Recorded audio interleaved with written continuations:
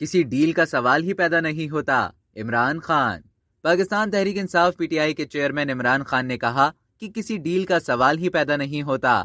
سماجی رابطے کی سائٹ ٹویٹر پر جاری اپنے بیان میں عمران خان نے کہا کہ یہ افواہیں اور غلط معلومات ہے کہ ڈیل ہوئی ہے، حکومت کے ساتھ ڈیل نہیں ہوئی۔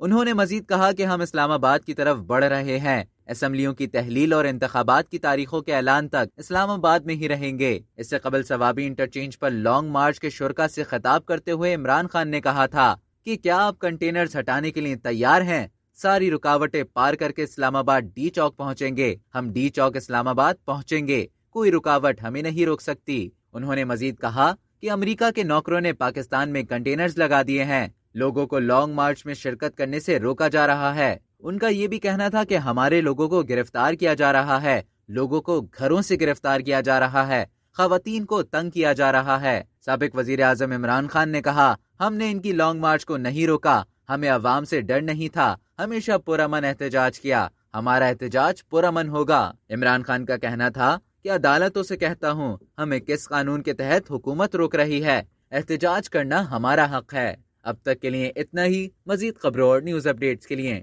ڈیلی جنگ کو سبسکرائب کرنا نہ بھولیے۔